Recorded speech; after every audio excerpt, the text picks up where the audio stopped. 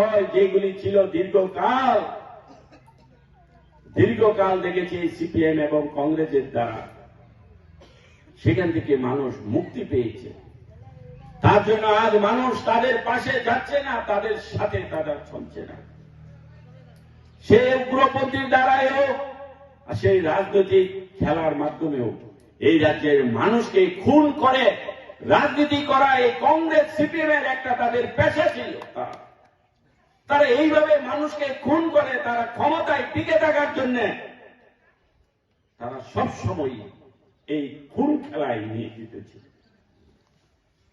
যারা সরকারি কর্মচারী তারা ভালো করে বুঝে তাদেরও জীবন কিভাবে কেটেছে ওই সময়, কখন অপহরণ হয়ে যায়, কখন কে অপহরণ হয়ে যায় সেটা কিন্তু নিশ্চিত ছিল না ওই সময়।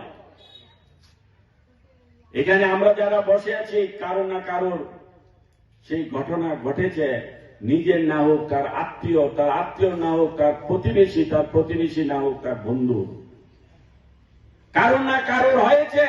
আমরা সেই পরিবারের সাথে যুক্ত অপহরণ, সেই অপহরণের পরে মোটা অঙ্কের টাকার বিনিময়ে সে কত পরিবার বাড়ি ঘর, তার দোকান, তার সমস্ত জীবনের সম্পত্তি বিক্রি করে সে অপহরণ থেকে মুক্তি নিতে হয়েছে।